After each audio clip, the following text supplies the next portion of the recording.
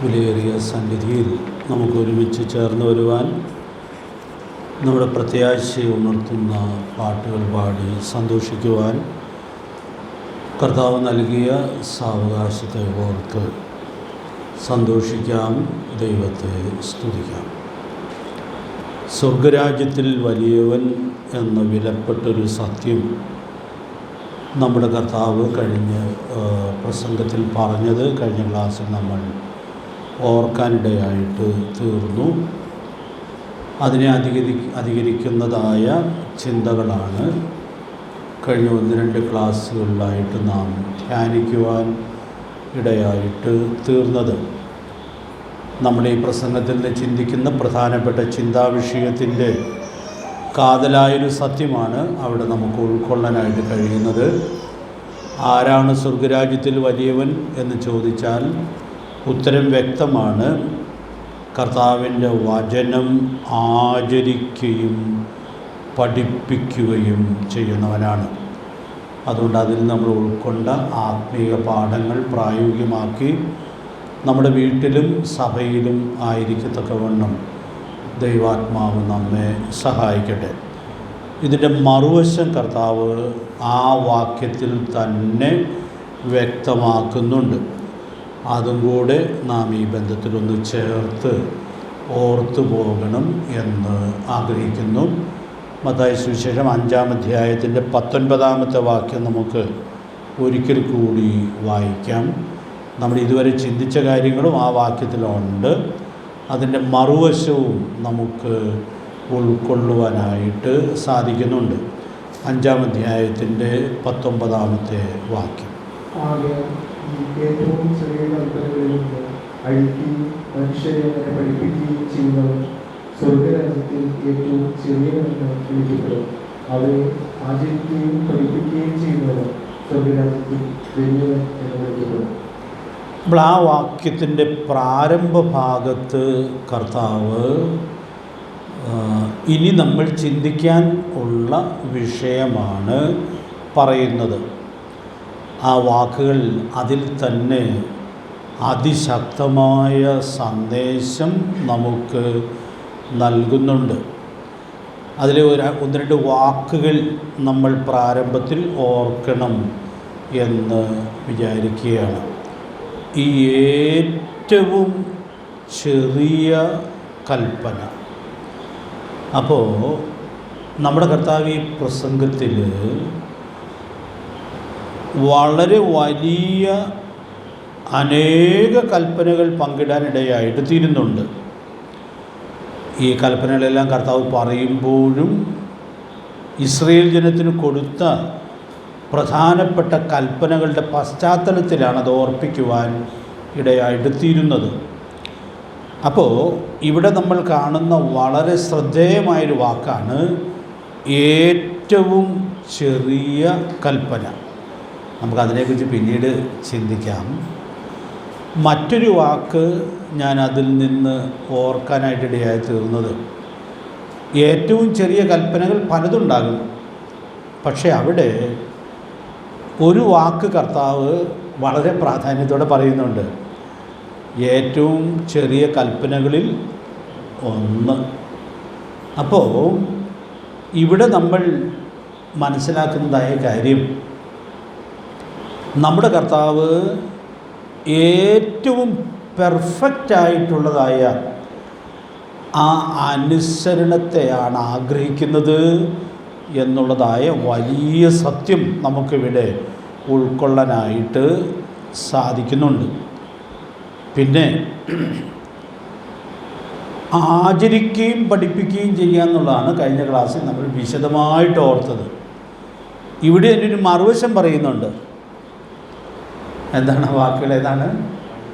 അഴിക്കുകയും പഠിപ്പിക്കുകയും ചെയ്യുക.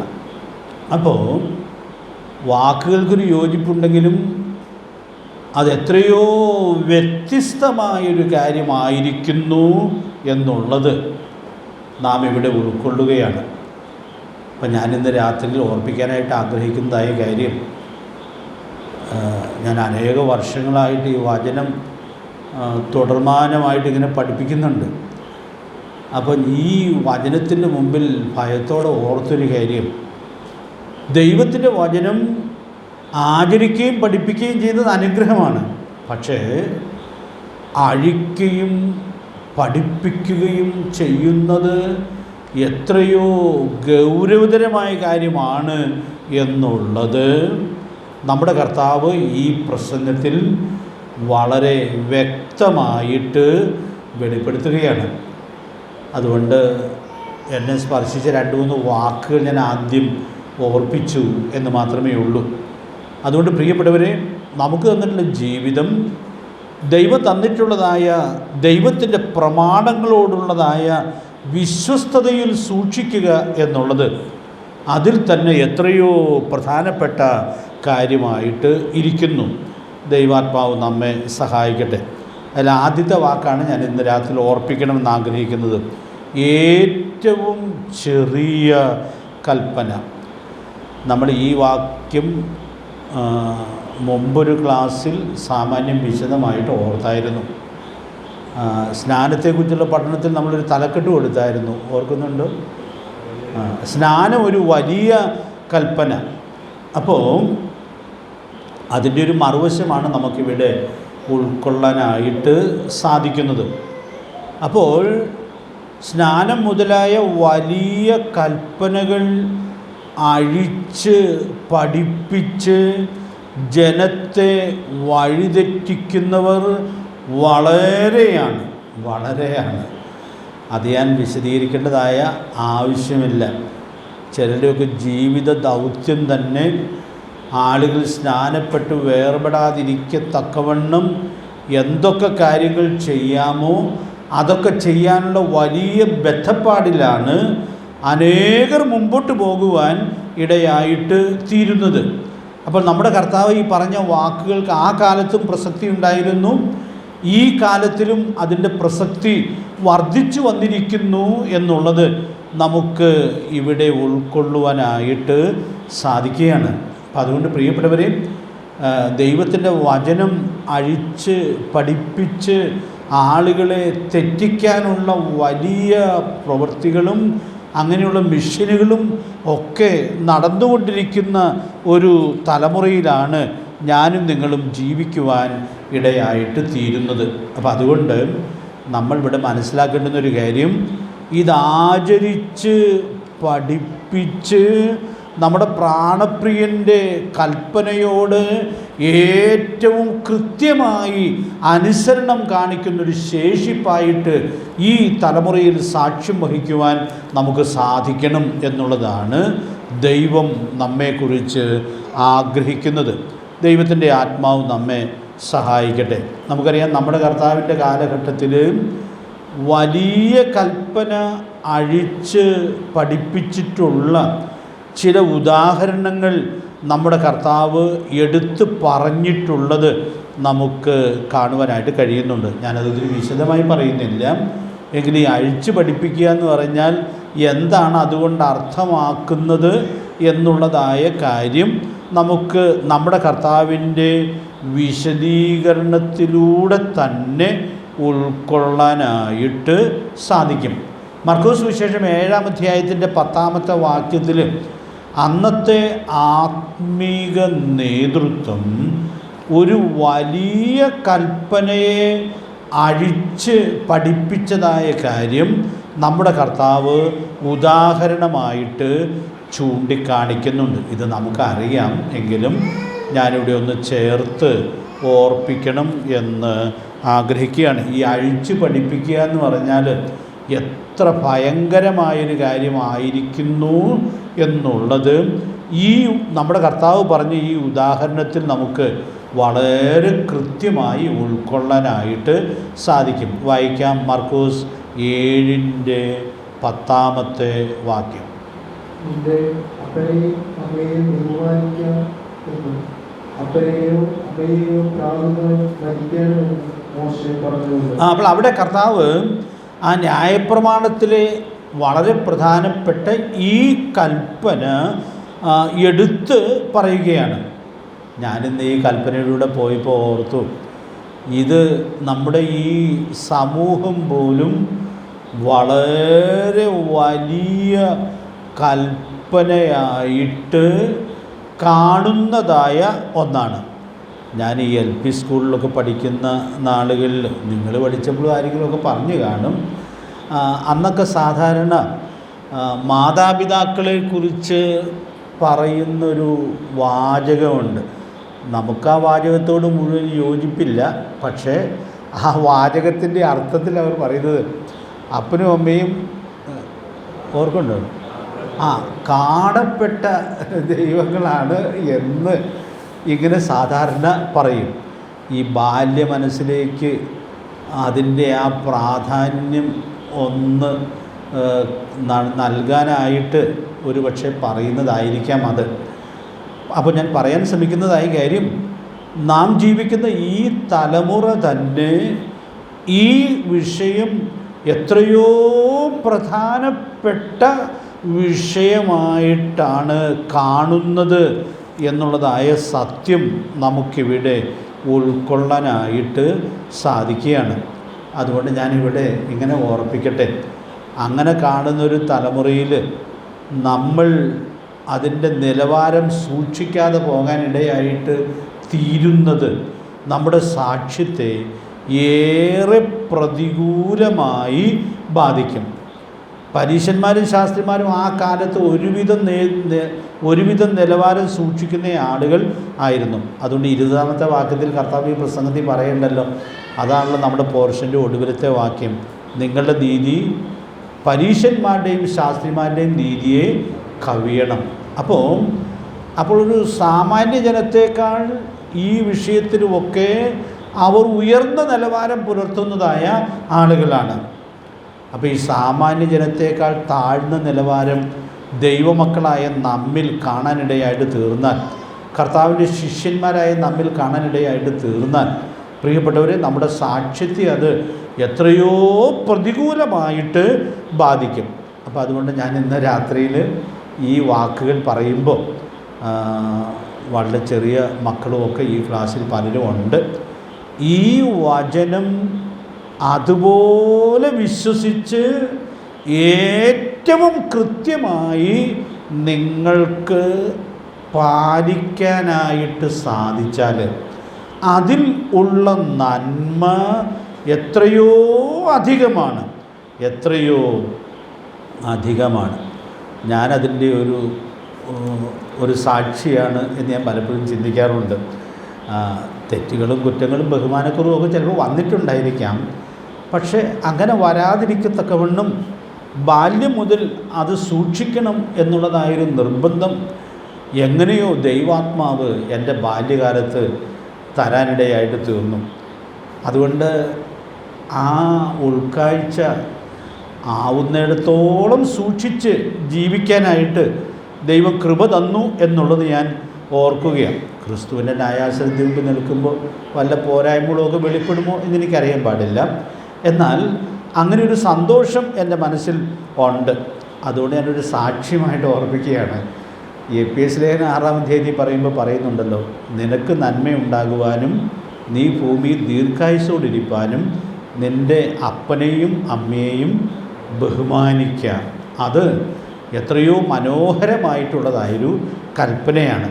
അപ്പോൾ അതുകൊണ്ട് ഞാൻ ഇന്ന് രാത്രിയിൽ ഓർപ്പിക്കട്ടെ, ഒത്തിരി വ്യാഖ്യാനമൊന്നും കൂടാതെ ഇവിടെ വചനം നൽകുന്ന ഈ പ്രമാണം നമുക്ക് ഉൾക്കൊണ്ട് അതുപോലെ പ്രായോഗികമാക്കി ജീവിക്കാൻ ഇടയായിട്ട് തീർന്നാൽ നമ്മുടെ കർത്താവ് നൽകിയ വാഗ്ദത്തത്തിൽ നമ്മുടെ കർത്താവ് വിശ്വസ്തനാണ്. എബ്രായർ 10:23 ഇവിടെ നമുക്ക് ഓർത്തു പോകാം, വാഗ്ദത്തം ചെയ്തവൻ വിശ്വസ്തനല്ലോ. അതുകൊണ്ട് പ്രിയ മക്കളെ, ഇത് ആവുന്നിടത്തോളം ഏറ്റവും ശരിയായി സൂക്ഷിക്കേണ്ടതിന് ദൈവാത്മാവ് നമ്മെ സഹായിക്കട്ടെ. ഞാനിത് ഈ വാക്യം വായിച്ചപ്പോൾ പരിചയമുള്ള വാക്യമാണെങ്കിൽ ഒരു ഭയം മനസ്സിൽ തട്ടാതിരുന്നില്ല. നിൻ്റെ അപ്പനെയും അമ്മയും ബഹുമാനിക്കുക എന്ന് അരുളി ചെയ്തു എന്നുള്ളതായ കാര്യം പറഞ്ഞിട്ട് അപ്പനെയും അമ്മയോ പ്രാകുന്നവൻ, അടുത്ത വാക്കെന്താണ്? മരിക്കണം എന്ന് പറഞ്ഞാൽ, അപ്പോൾ പാപത്തിൻ്റെ ശിക്ഷ വെളിപ്പെടുത്തുമ്പോൾ അത് പാപത്തിൻ്റെ വലിപ്പത്തെ, ഗൗരവത്തെ ചൂണ്ടിക്കാണിക്കുകയാണ്. അപ്പം അതുകൊണ്ട് പ്രിയപ്പെട്ടവരെയും ഈ മേഖലയിലെ പാപം അതിൽ തന്നെ വളരെ ഗൗരവമാണ് എന്നുള്ളതായ കാര്യം ഒറ്റ വായനയിൽ നമുക്ക് ഇവിടെ ഉൾക്കൊള്ളാനായിട്ട് സാധിക്കും. പാപത്തിൻ്റെ ശിക്ഷയെക്കുറിച്ചുള്ള ആദ്യത്തെ വെളിപ്പെടുത്തൽ ഏതാണ്? ഉൽപ്പത്തി 2:16 ഈ വൃക്ഷഫലം തിന്നരുത്, തിന്നുന്ന നാളിൽ നീ മരിക്കും. അപ്പോൾ ഇവിടെ അതോട് ചേർത്ത് നാം ഉൾക്കൊള്ളുന്ന വളരെ ഗൗരവതരമായൊരു സത്യം നമുക്കിവിടെ കാണുവാനായിട്ട് സാധിക്കുകയാണ്. അതുകൊണ്ട് ഞാൻ ഇന്ന് രാത്രി ഓർപ്പിക്കട്ടെ, എന്തോ ഒരു പ്രധാനപ്പെട്ടൊരു കൽപ്പന. അപ്പോൾ ഈ കൽപ്പനയെ കർത്താവിൻ്റെ കാലത്തുണ്ടായിരുന്ന വചനം പഠിപ്പിക്കുന്ന ആളുകൾ എങ്ങനെ അഴിച്ച് പഠിപ്പിച്ചു എന്നുള്ളത് ഞാൻ ഒത്തിരി വിശദീകരണം പറഞ്ഞില്ലെങ്കിലും നിങ്ങൾക്കറിയാം. എങ്കിലും ഞാനൊന്ന് ചേർത്ത് ചുരുക്കമായിട്ട് ഓർപ്പിക്കുകയാണ്.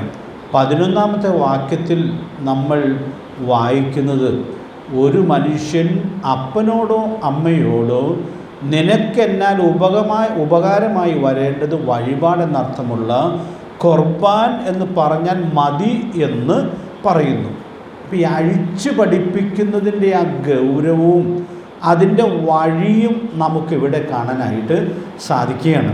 നമ്മൾ വായിച്ച 10-ാം വാക്യത്തിൽ എന്തോ ഒരു ഗൗരവമായിട്ടാണ് ഈ കൽപ്പന നമ്മുടെ കർത്താവ് എടുത്ത് പറയുന്നത്. അപ്പോൾ ഈ കൽപ്പനയെ അഴിച്ച് പഠിപ്പിച്ച ആളുകൾ എങ്ങനെ പഠിപ്പിച്ചു എന്നുള്ളത് നമുക്കിവിടെ കാണാനായിട്ട് സാധിക്കുകയാണ്. ഇതൊത്തിരി ഞാൻ വിശദീകരിക്കേണ്ട ആവശ്യമില്ല. 10-ാമത്തെ വാക്യത്തിലെ ഗൗരവമെല്ലാം ചോർന്നു. കാരണം ഇവരിപ്പോൾ പഠിപ്പിക്കുന്നത് മാതാപിതാക്കളോട് ഇത്രയും പറഞ്ഞാൽ മതി, നിനക്കെന്നാൽ ഉപകാരമായി വരേണ്ടത് വഴിപാടെന്നർത്ഥമുള്ള ഖുർബാൻ എന്ന് പറഞ്ഞാൽ മതി എന്ന് പറഞ്ഞ് ഇത്രത്തോളം ഗൗരവതരമായ കൽപ്പനയെ അവർ അഴിച്ചു എന്നുള്ളത് നമ്മൾ കാണുകയാണ്. ഇനി 12-ാമത്തെ വാക്യോടെ നമ്മളൊന്ന് വായിക്കുക. ഈ അഴിക്കൽ എന്തൊരു വലിയ അഴിക്കലായിരുന്നു എന്നുള്ളത് 12-ാം വാക്യത്തിൽ അത് കുറച്ചുകൂടി വ്യക്തമാകുന്നുണ്ട്. ഒന്ന് വായിച്ചേ 12-ാമത്തെ വാക്യം.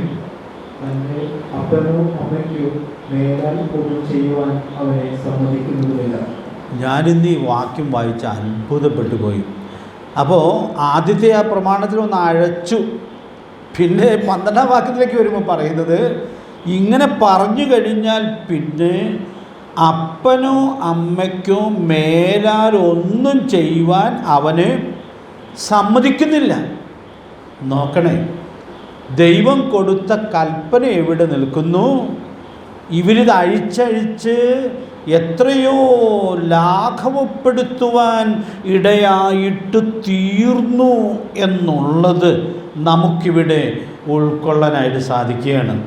ഇപ്പം ഇവനൊരു മാനസാന്തരം വന്നാൽ പോരല്ലോ, അപ്പനും അമ്മയിൽ നിന്നൊക്കെ ഒത്തിരി ഉപകാരങ്ങൾ ഞാൻ ബാല്യത്തിൽ അനുഭവിച്ചാണല്ലോ, ഇത് വഴിപാടായിട്ട് കൊടുത്താൽ പോരല്ലോ എന്ന് ഒരുപക്ഷെ അവനെങ്കിലും തോന്നിയാൽ പോലും അവനെ അതിൽ യഥാസ്ഥാനപ്പെടുവാൻ സമ്മതിക്കാതിരിക്കുന്നു എന്നുള്ളത് എത്ര ഗൗരവമായ വ്യതിചലനത്തിലേക്ക് അവിടെ അവർ പോയി എന്നുള്ളതിൻ്റെ സത്യം വെളിപ്പെടുത്തുകയാണ്. കാരണം ഇത് സമ്മതിച്ചാൽ ദൈവാലയത്തിൽ വരുമാനം കുറയുമോ എന്നവർ ആശങ്കപ്പെട്ടോ എന്ന് എനിക്കറിയാൻ പാടില്ല. പ്രിയപ്പെട്ടവരെ, ഞാൻ ഇന്ന് രാത്രിയിൽ ഓർപ്പിക്കാനായിട്ട് ആഗ്രഹിക്കുന്നത്, ഈ വചനത്തിൻ്റെ കൽപ്പനകൾ അഴിക്കുന്നതും സാമ്പത്തിക വരുമാനവും തമ്മിൽ വളരെ ബന്ധമുണ്ടെന്നാണ് 2 കൊരിന്ത്യർ 2:17 വാക്യം പറയുന്നത്. അതിപ്പോൾ നമ്മൾ വായിക്കേണ്ട ആവശ്യമില്ല. അപ്പോസ്തലനായ പൗലോസും സഹപ്രവർത്തകരും പറയുന്നത്, ഞങ്ങൾ വളരെ നിർമ്മലതയോടെ അത് വളരെ കൃത്യമായിട്ട് സൂക്ഷിക്കുക. ചിലരൊക്കെ ഇതിനോട് കൂട്ടുകയും ഒക്കെ ചെയ്ത് അവിശ്വസ്തരായി തീരുന്നുണ്ട് എന്നുള്ളതായ കാര്യം അവിടെ എടുത്തു പറയുന്നതായിട്ട് നമ്മൾ കാണുന്നുണ്ട്. വേറൊരു വേർഷനിൽ വായിക്കുമ്പോൾ പണസമ്പാദനത്തിന് വേണ്ടി ഇപ്പോൾ ഈ വചനത്തിൽ അങ്ങനെ വ്യത്യാസം വരുത്തുന്നു എന്നുള്ളതായ സത്യം അതിൽ പരാമർശിക്കപ്പെടുവാൻ ഇടയായിട്ട് തീരുന്നുണ്ട്. ഞാൻ ഒത്തിരി വിശദാംശങ്ങളിലേക്ക് പോകേണ്ടതില്ല എന്ന് വിചാരിക്കുകയാണ്. അതുകൊണ്ട് പ്രിയപ്പെട്ടവരെ, ഞാനിന്ന് രാത്രിയിൽ ഓർപ്പിക്കാനായിട്ട് ആഗ്രഹിക്കുന്നത്, കൽപ്പന അഴിച്ച് പഠിപ്പിക്കുന്ന വ്യതിചലനത്തിലേക്ക് ആ കാലഘട്ടത്തിലെ ആത്മീക നേതൃത്വം വഴുതിപ്പോയി എന്നുള്ളത് എത്രയോ ഗൗരവതരമായിട്ടുള്ളതായൊരു സത്യമാണ്. അപ്പം അതുകൊണ്ട് ഞാൻ ഈ വാക്കുകൾ പറഞ്ഞതിൻ്റെ താല്പര്യം, നമ്മൾ ഓരോ കൽപ്പനകളെക്കുറിച്ചും പറയുമ്പോഴും അത് അഴിക്കുന്നില്ല എന്നുള്ളത് സൂക്ഷ്മതയോടെ ഉറപ്പുവരുത്തി ഏറ്റവും കൃത്യമായി അത് ആചരിക്കാനും പഠിപ്പിക്കാനുമുള്ളതായ വലിയ ആവശ്യകതയിലേക്കാണ് ഇത് വിരൽ ചൂണ്ടുവാൻ ഇടയായിട്ട് തീരുന്നത്. ഇനി ഞാൻ ഇതിൻ്റെ ഒരു അടുത്ത സ്റ്റെപ്പ് കൂടി ഇന്ന് പകലിൽ ഓർക്കാനിടയായിട്ട് തീർന്നു. അപ്പോൾ അതും കൂടെ ഞാനിന്ന് ചേർത്ത് പറയുകയാണ്. അഴിച്ച് പഠിപ്പിച്ചാൽ അതനുസരിക്കുന്നവർ എത്ര വലിയ അനർത്ഥത്തിലാണ് അകപ്പെടുന്നത്. ഇപ്പോൾ ഈ പറഞ്ഞ കൽപ്പന അവരത് അഴിച്ച് പഠിപ്പിച്ചു. അപ്പോൾ അത് ഒരു 10 പേര് അതുപോലെ അങ്ങ് സ്വീകരിച്ചു എന്ന് വിചാരിക്കുക. ഞാനൊരു ഉദാഹരണം പറയുകയാണ്.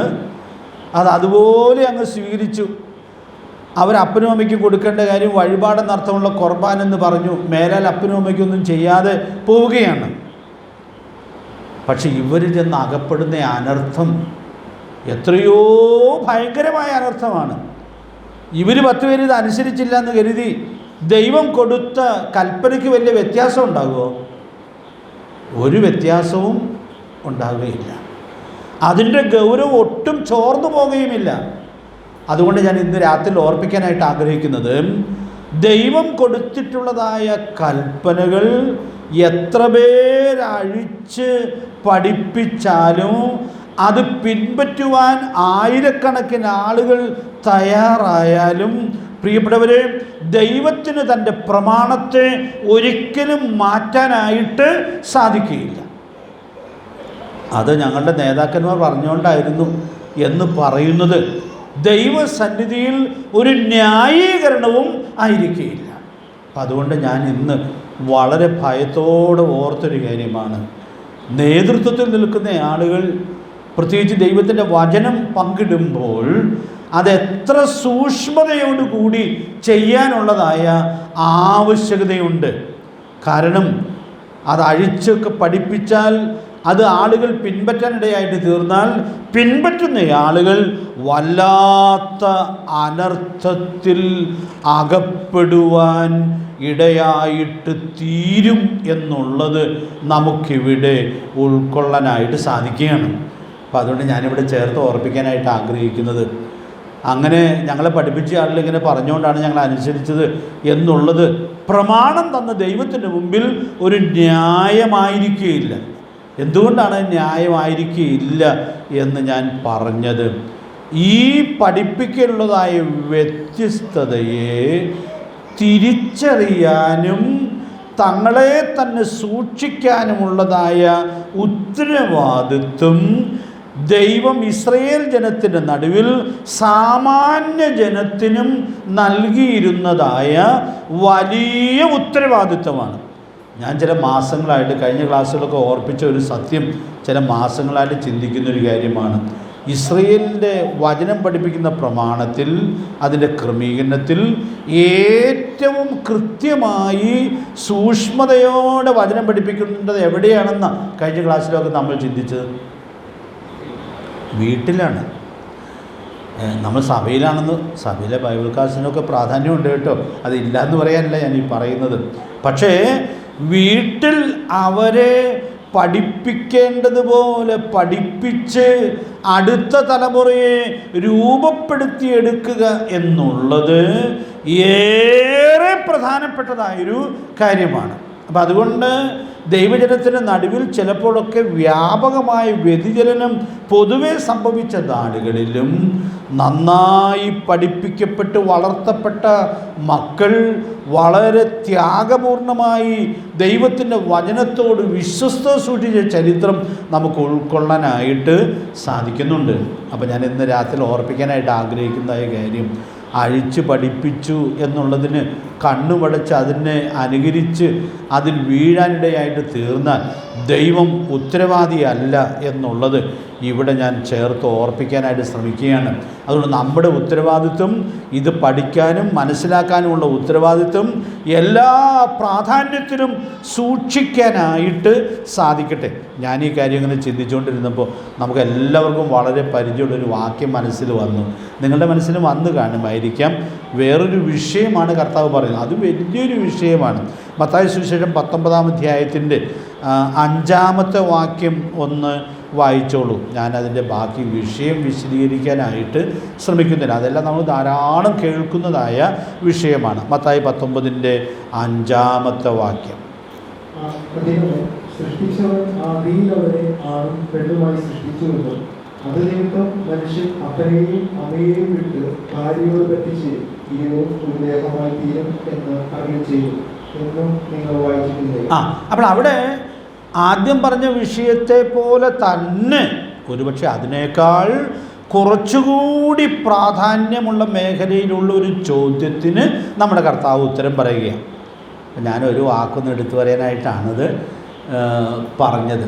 ഇവിടെ കർത്താവ് എന്നെ ചോദിച്ചു നിർത്തുന്ന ചോദ്യം എന്താ? എന്നും നിങ്ങൾ വായിച്ചിട്ടില്ലയോ? അപ്പോൾ ആ ചോദ്യത്തിൽ തന്നെയുണ്ട് ഈ പ്രമാണങ്ങളെല്ലാം എന്ത് ചെയ്തിട്ടുണ്ട്? എഴുതിയിട്ടുണ്ട്. പ്രിയപ്പെട്ടവരെ, ഇസ്രായേൽ ജനത്തിൻ്റെ മഹത്വം നമുക്കറിയാം. ഇത്ര നീതിയുള്ള ചട്ടങ്ങളും വിധികളുമുള്ള ശ്രേഷ്ഠജാതി ഏതുള്ളൂ എന്ന് ആവർത്തനം 4:8 പറയുമ്പോൾ ഇവർക്ക് വാമൊഴിയായിട്ട് മാത്രമല്ല, പിന്നെയോ വരമൊഴിയായിട്ട് വളരെ കൃത്യമായി പ്രമാണങ്ങൾ എഴുതി കിട്ടിയ ജനമാണ്. അങ്ങനെ ഒരു ജനം ലോകത്തിൽ വേറെ ഇല്ല. അതുകൊണ്ട് ഞാൻ ഓർപ്പിക്കാനായിട്ട് ആഗ്രഹിക്കുന്ന കാര്യം, നമ്മുടെ കർത്താവ് ഈ ചോദ്യകർത്താക്കളുടെ മുമ്പിൽ എത്രയോ വ്യക്തമായിട്ട് ഓർപ്പിക്കുക, നിങ്ങളിത് വായിച്ചിട്ടില്ലേ? ഇപ്പോൾ ഈ എഴുതിയിരിക്കുന്ന കാര്യം വായിച്ച് പ്രയോജനപ്പെടുത്തി അത് അടുത്ത തലമുറയിലേക്ക് കൈമാറിക്കൊടുക്കാനുള്ള ഉത്തരവാദിത്വം ഇസ്രയേലിൽ ദൈവം എല്ലാവർക്കും നൽകിയിരുന്നതായ ഉത്തരവാദിത്വമാണ്. ഓരോ കുടുംബത്തിൻ്റെയും ഉത്തരവാദിത്വമായിരുന്നു. അതുകൊണ്ട് ഞാൻ ഇവിടെ ഓർപ്പിക്കാനായിട്ട് ആഗ്രഹിക്കുന്നതായ കാര്യം, ഇങ്ങനെ അഴിച്ചു പഠിപ്പിച്ചു, അവരങ്ങനെ അഴിച്ചു പഠിപ്പിച്ചുകൊണ്ട് ഞാനതങ്ങനെ ചെയ്തു എന്ന് മാത്രമേ ഉള്ളൂ എന്നുള്ളത് ദൈവസന്നിധിയിൽ പ്രമാണം തന്നവൻ്റെ മുമ്പിൽ ഒരു ന്യായീകരണം ആയിരിക്കുകയില്ല. അപ്പോൾ ഞാൻ അഴിച്ചു പഠിപ്പിക്കുകയും അതനുസരിക്കുകയും ചെയ്തവർ ചെന്നുപെട്ട അനർത്ഥം എത്രയോ ഭയങ്കരമായതായിരുന്നു എന്നുള്ളതായ കാര്യം നമുക്ക് ഇവിടെ ഉൾക്കൊള്ളാനായിട്ട് സാധിക്കും. ഈ അഴിച്ചു പഠിപ്പിച്ച ആളുകളുടെ ദൈവസന്നിധിയിലെ നിലയൊന്ന് ഓർത്തു നോക്കുകയും, ദൈവത്തിൻ്റെ കൽപ്പനയെ അഴിച്ചു പഠിപ്പിച്ച് സാധുക്കളെ വഴിതെറ്റിക്കുന്നവർ എത്ര വലിയ ശിക്ഷയ്ക്ക് അർഹരാണ്. അതുകൊണ്ട് ഞാൻ ഇന്ന് രാത്രി ഓർപ്പിക്കാനായിട്ട് ആഗ്രഹിക്കുന്നത്, ഈ അഴിച്ച് പഠിപ്പിക്കുക എന്നുള്ളത് ഏറെ ഗൗരവമായിട്ടുള്ള കാര്യം ആയിരിക്കുന്നു എന്നുള്ളത് നമുക്കിവിടെ ഉൾക്കൊള്ളാനായിട്ട് സാധിക്കുക. അപ്പം അതുകൊണ്ട് ഞാനിങ്ങനെ ചേർത്ത് പറയട്ടെ, ഇതഴിക്കുകയും പഠിപ്പിക്കുകയും ചെയ്യുന്നവൻ സ്വർഗരാജ്യത്തിൽ ഏറ്റവും ചെറിയവൻ എന്ന് വിളിക്കപ്പെടും എന്നുള്ളത് കേവലം ന്യായമായിട്ടുള്ളതായ കാര്യമാണ്. കഴിഞ്ഞ നാളുകളിലൊക്കെ എത്രയോ ആളുകൾ വചനത്തിൻ്റെ കൽപ്പനകളെ അഴിച്ച് പഠിപ്പിച്ച് ആയിരക്കണക്കിന് ആളുകളെ വഴിതെറ്റിക്കുവാൻ ഇടയായിട്ട് തീർന്നിട്ടുണ്ട്. അങ്ങനെയുള്ള ചില ഓർമ്മകൾ ഇന്ന് പകൽ എന്നെ വല്ലാതെ ചിന്തിപ്പിക്കുവാനിടയായിട്ട് തീർന്നതാണ്. അതുകൊണ്ട് പ്രിയപ്പെട്ടവരെ, ഞാൻ ഇന്ന് രാത്രിയിൽ ഓർപ്പിക്കാനായിട്ട് ആഗ്രഹിക്കുന്നതായ കാര്യം, ദൈവം നമുക്ക് തന്നിട്ടുള്ളതായ കൽപ്പനകൾ അത് വളരെ സൂക്ഷ്മതയോടെ ഭയഭക്തിയോട് കൂടി ഉൾക്കൊണ്ട് അതാചരിച്ച് അതതിൻ്റെ ഏറ്റവും കൃത്യതയിൽ പഠിപ്പിക്കുന്നു എന്നുള്ളത് ഉറപ്പുവരുത്താനുള്ളതായ വലിയ ഉത്തരവാദിത്വം ഉണ്ട്. ഇനി ആ വാചകത്തിൽ നിന്ന് മറ്റൊരു സത്യം കൂടി ഞാൻ ചേർത്ത് പറയുകയാണ്. വചനം അഴിച്ചു പഠിപ്പിക്കുന്ന ആളുകൾ എവിടെ ചെറിയവരെന്ന് വിളിക്കപ്പെടുമെന്നുള്ളൂ നമ്മൾ പലവട്ടം ചിന്തിച്ചു. എങ്കിലും അതിൻ്റെ ഉത്തരവൊന്ന് പറയാമോ? ആ സ്വർഗരാജ്യത്തിൽ ഏറ്റവും ചെറിയവൻ എന്ന് വിളിക്കപ്പെടും. അതിനൊരു അടിസ്ഥാനപരമായ കാരണമുണ്ട്. ഇനി നമുക്കെല്ലാം മനപ്പാടം അറിയാവുന്ന ഒരു കൊച്ചു വാക്യം ഞാൻ പറയാം. 119 സങ്കീർത്തനത്തിലെ 89 വാക്യം ഓർക്കുന്നുണ്ടോ? യഹോവേ, നിൻ്റെ വചനം സ്വർഗത്തിൽ എന്നേക്കും സ്ഥിരമായിരിക്കുന്നതാണ്. അപ്പം നമ്മൾ ഈ വചനം വായിക്കുമ്പോൾ, ഈ വചനം കൈകാര്യം ചെയ്യുമ്പോൾ എന്തോ ഒരു ഭയഭക്തിയോടെ, എത്ര സൂക്ഷ്മതയോടെ കൈകാര്യം ചെയ്യാനുള്ള ഉത്തരവാദിത്വം ഉണ്ട് എന്നുള്ളത് ഈ പ്രയോഗം വെളിപ്പെടുത്തുകയാണ്. ഈ വചനം സ്വർഗത്തിൽ എന്നേക്കും സ്ഥിരമായിരിക്കുന്നു എന്നുള്ളത് കൊണ്ട് ലോകത്തിൽ ആരൊക്കെ വിചാരിച്ചാലും ഈ വചനത്തെ നശിപ്പിക്കാനായിട്ട് സാധിക്കില്ല. അത് നമ്മൾ സാധാരണ ഓർക്കുന്നൊരു കാര്യമാണ്. സുവിശേഷത്തിൻ്റെ ശത്രുക്കളുടെയൊക്കെ വിചാരം കുറച്ച് ബൈബിളൊക്കെ കത്തിക്കുകയോ ഒക്കെ ചെയ്തു കഴിഞ്ഞാൽ ഇത് നശിപ്പിക്കാനായിട്ട് കഴിയും എന്നുള്ളതായ അജ്ഞതയിലാണ് അനേകർ വർത്തിക്കുവാൻ ഇടയായിട്ട് തീരുന്നത്. പ്രിയപ്പെട്ടവരെ, ആരൊക്കെ പ്രവർത്തിച്ചാലും, ഏതൊക്കെ ശക്തികൾ പ്രവർത്തിച്ചാലും ഈ വചനത്തെ അങ്ങനെ നശിപ്പിക്കാനായിട്ട് കഴിയുന്നതല്ല. ഈ വചനം സ്വർഗത്തിൽ എന്നേക്കും സ്ഥിരമായിരിക്കുന്നതാണ്.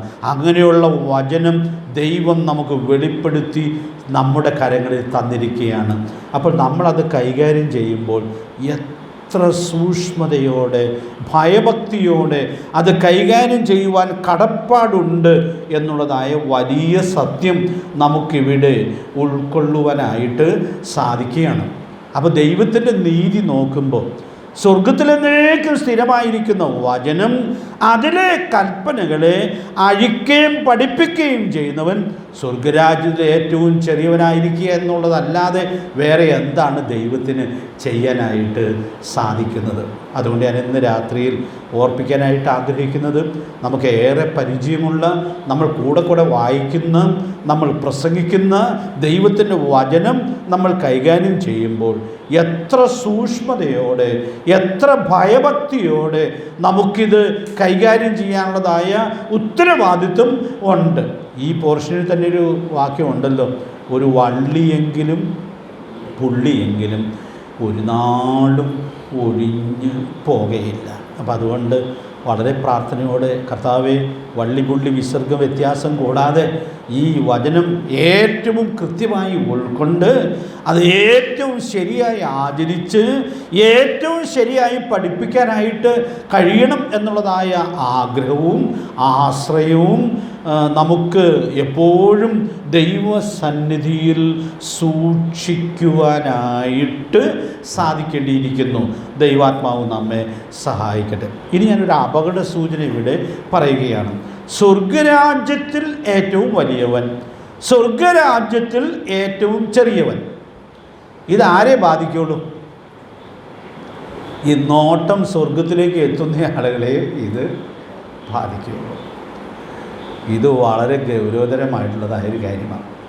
നമ്മുടെ നോട്ടവും കാഴ്ചയും ഒക്കെ ഈ ലോകത്തിലുള്ള കാര്യങ്ങളിലും ഈ ലോകത്തിൽ നമ്മുടെ ജീവിത സാഹചര്യങ്ങളിലും ചുറ്റിപ്പറ്റിയുള്ളതായ ഭൗതിക കാര്യങ്ങളിലും എല്ലാം കെട്ടുപണഞ്ഞ് കിടക്കുകയാണെങ്കിൽ ഈ വാക്യം പോലും നമ്മുടെ തലയ്ക്ക് മുകളിലൂടെ പോവുള്ളൂ.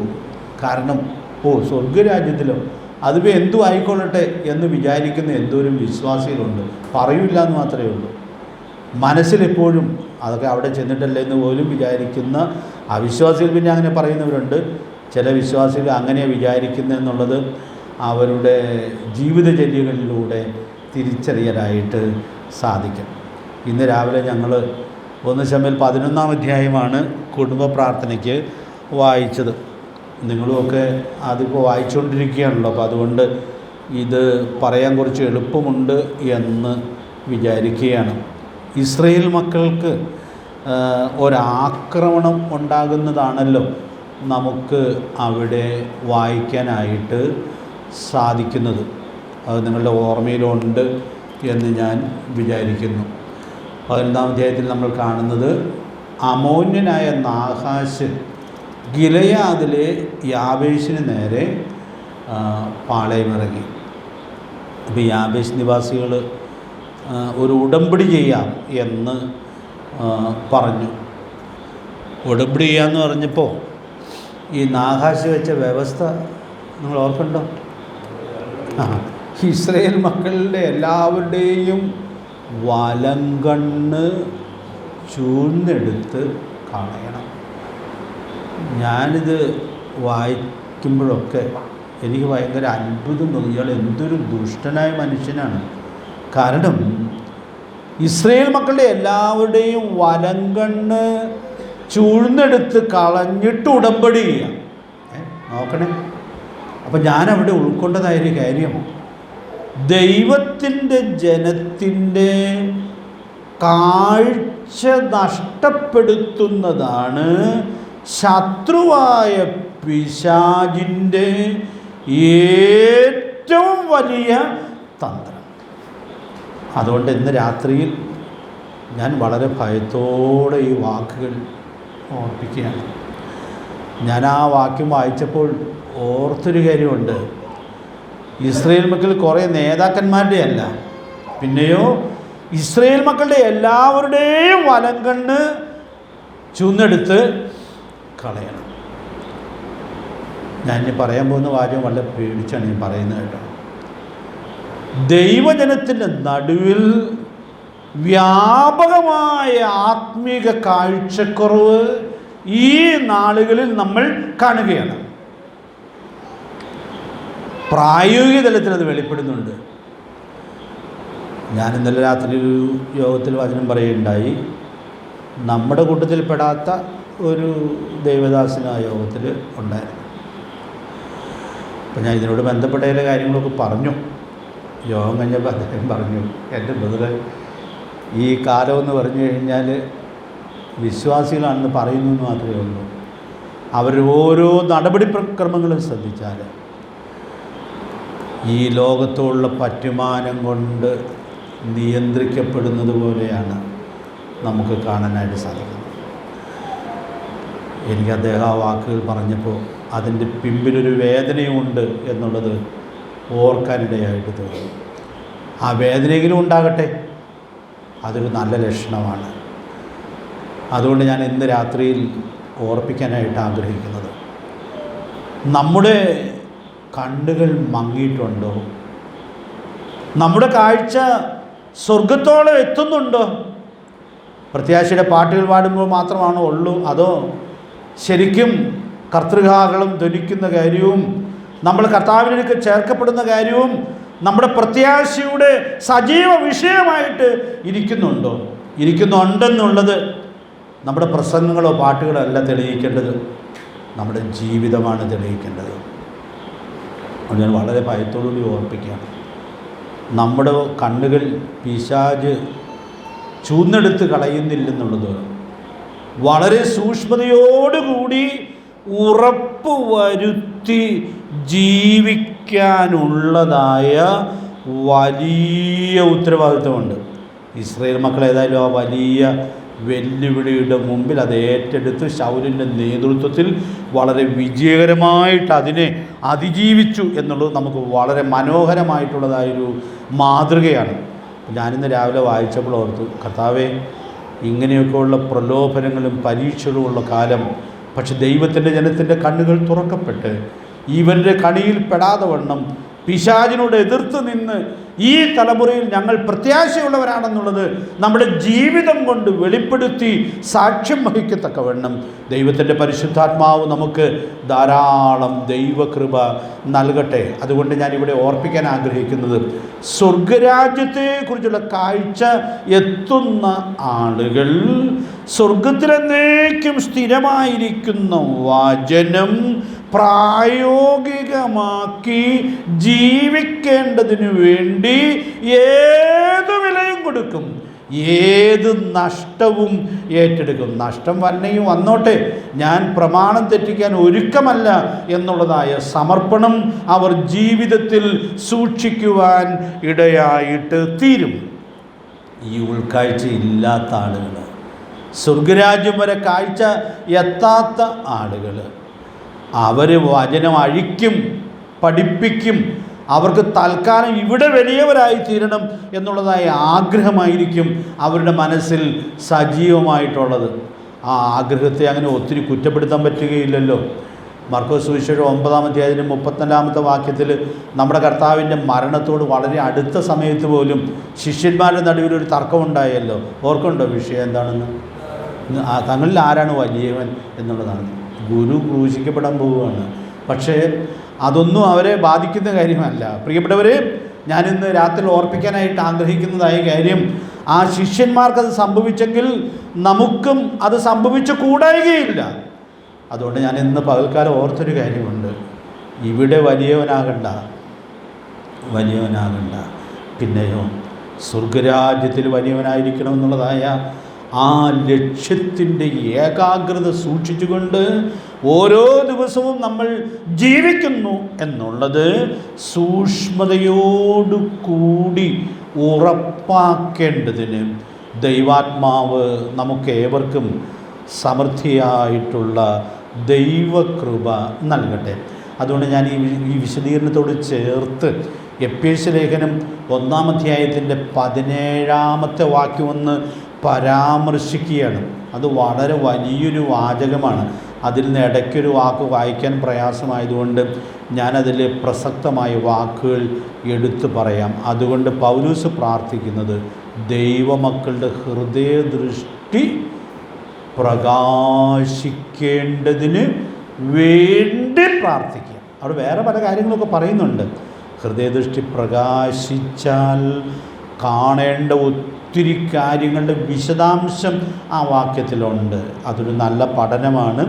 നിങ്ങൾക്കത് സ്വതന്ത്രമായി ചെയ്യാനായിട്ട് ഞാൻ വിടുകയാണ്. നമുക്ക് പ്രാർത്ഥിക്കാം. കർത്താവേ, എൻ്റെ ഹൃദയദൃഷ്ടി പ്രകാശിച്ച് ഞാൻ പോകാനിരിക്കുന്ന സ്വർഗത്തെക്കുറിച്ചുള്ളതായ ആ വലിയ ഉൾക്കാഴ്ച എനിക്ക് തന്ന് അവിടെ വലിയവനായി തീരണമെന്നുള്ളതായ ലക്ഷ്യത്തിൻ്റെ ഏകാഗ്രതയോടുകൂടി ജീവിച്ച് സ്വർഗത്തിലെന്നേക്കും സ്ഥിരമായിരിക്കുന്ന തിരുവെഴുത്ത് തന്നിരിക്കുന്നത് അത് വിട്ട് ഇടത്തോട്ടോ വലത്തോട്ടോ മാറാതെ കൃത്യമായി സൂക്ഷിച്ച് ഈ തലമുറയിൽ സാക്ഷ്യം വഹിക്കത്തക്കവണ്ണം ദൈവത്തിൻ്റെ പരിശുദ്ധാത്മാവ് നമുക്ക് ധാരാളം ദൈവകൃപ നൽകട്ടെ.